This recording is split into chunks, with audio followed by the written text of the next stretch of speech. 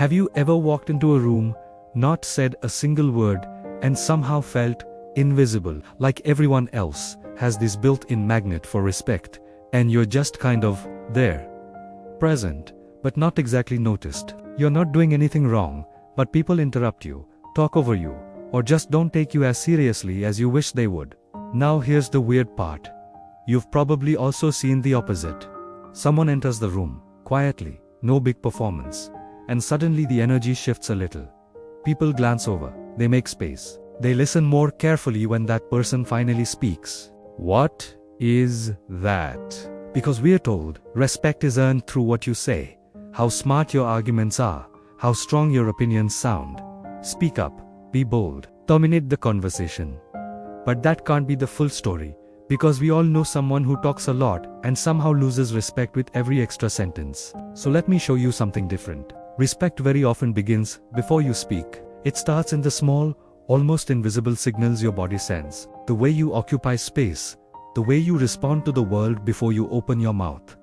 You can think of it as silent gravity. You don't see it, but people feel it. And no, this doesn't mean you have to pretend to be some alpha wolf CEO superhero. You don't have to puff up your chest, spread your arms like a power-posing pterodactyl, and stare everyone down until they submit. If that's not your nature, people will smell the performance a mile away. Let's start with something simple. Imagine you're at a gathering. There's music, low chatter, that one bowl of chips that everyone is pretending not to finish alone. You're standing near a wall, phone in your hand, scrolling nothing in particular. Another person is standing there too. They're not talking, they're just there. Notice what your mind does. Do you feel more drawn to the person folded into themselves, shoulders slumped, eyes locked on the floor or their phone? Or the person who looks at the room, makes brief eye contact, stands on both feet, seems grounded in their body? Same silence. Totally different message. Psychologists call this nonverbal dominance or nonverbal presence, but that sounds more aggressive than it needs to be. Think of it as this quiet statement. I'm allowed to exist here. I don't need to shrink. One classic study from Princeton showed people photos of faces for just a tenth of a second. Literally, a blink and people still made surprising accurate snap judgments about competence and confidence. Another set of research by Amy Cuddy and others. Yes, the Power Pose TED Talk made a strong case that your body posture doesn't just reflect your internal static shapes. There's debate around how big those effects are, but the basic idea holds. Your body is not a passive passenger. It's part of the conversation, even when you're silent. So let's bring this down to earth. You don't win people's respect by turning yourself into someone you're not. You win it by turning your body from a shield into a bridge. Respect is less, look how impressive I am, and more, look how okay I am with being me right now. Picture two co-workers in a meeting. Sam and Alex. Sam slouches into the chair, knees turned inward, tugs at their sleeves, stares intensely at the notebook. When spoken to, Sam's head snaps up quickly, eyes wide, like they've been caught off guard. They're not rude. They're just radiating. I hope nobody calls on me. Alex, on the other hand, sits with both feet grounded. Their back is straight, but not stiff. They rest their hands openly on the table instead of hiding them. When someone else is speaking, Alex looks at them not like a laser, just a steady, relaxed attention. Every now and then, Alex nods. Not 100 tiny nods like a bobblehead. Just small, slow ones. They're fully there. Now imagine you're in that room. Whose opinion are you already, unconsciously, giving more weight to even before they've said a word? It's Alex, right? And here's the twist. Alex might feel just as nervous as Sam on the inside. The difference is that Alex has learned one thing. You don't have to wait for your feelings to change before you change how you show up. A lot of people tell themselves, when I feel confident, then I'll stand like that, then I'll look people in the eye, then I'll stop fidgeting. But confidence isn't a prerequisite. It's often a side effect. Your brain reads your own body and thinks, oh, we're standing like someone who belongs here. Maybe we do. Respect from others so often starts with that private decision. I will at least act like I deserve to be here. Now, let's talk about stillness. We live in a very fidgety world. We tap, scroll, bounce, adjust, straighten, fix. Most of it is nervous energy escaping through tiny movements. But constant motion sends a specific signal. I'm not comfortable. I'm waiting for escape. You don't need to freeze like a statue. That's not presence. That's just creepy.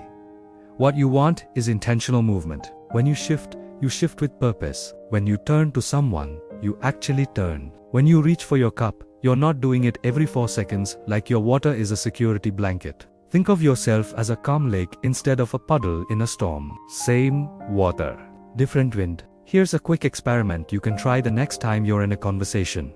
Notice your urge to fill silence with pointless movements. The pen you keep clicking, the leg that keeps bouncing, the phone you keep checking like it's a life support device. Just for a moment, stop. Place your feet flat. Let your hands rest somewhere comfortable. Take one breath that goes all the way down, and then choose your next movement instead of letting it escape you. You might feel oddly exposed for a second, like you've just turned down the background noise and now all your thoughts are louder. But people feel something too. Your attention, your presence.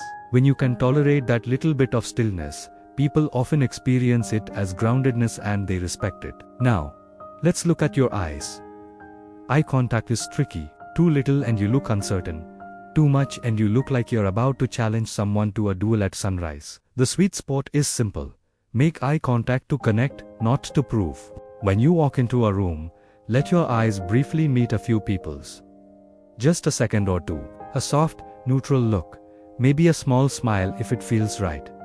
Not an apology smile. Hey, I see you. I'm a human to smile. Neurologically, eye contact lights up social brain circuits. It signals, I acknowledge you. And funnily enough, people respect those who acknowledge them, because it subtly says, I'm not here to hide. I'm here to be with you. There's also a quiet power in how you listen. Most people don't listen. They reload. They're just waiting for their turn to speak, mentally lining up their next point like bullets in a chamber. Respect grows in the opposite direction. If you want people to respect you even when you're silent, let them feel the quality of your attention. Turn your body slightly toward the speaker. Ignore your phone. Let your face actually react small changes.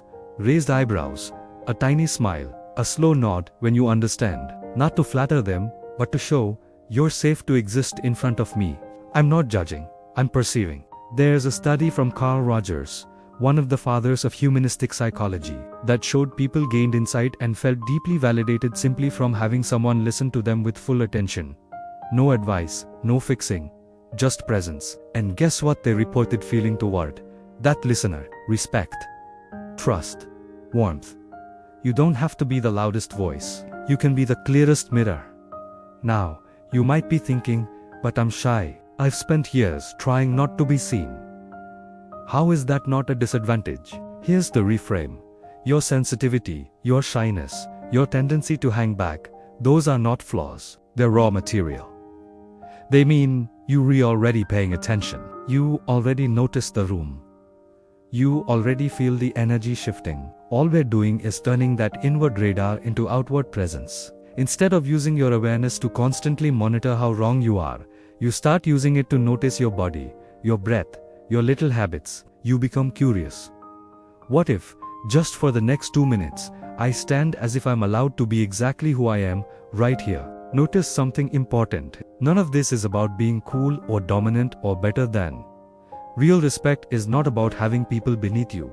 It's about standing on equal ground. You're not trying to convince anyone you're superior. You're simply refusing to convince them you're inferior. There's a difference. So, if we pull this all together, what does it look like when you walk into a room and win respect even if you don't say a word?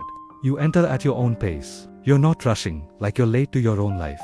Your shoulders are relaxed, not pinned back like a drill sergeant, just open enough to say, I'm not hiding.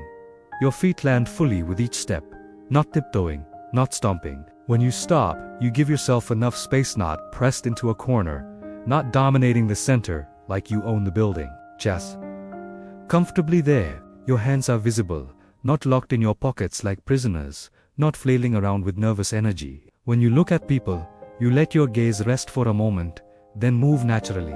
If silence happens, you don't implode. You let it sit, like a coma, not an emergency. And when you do finally speak, people notice the contrast.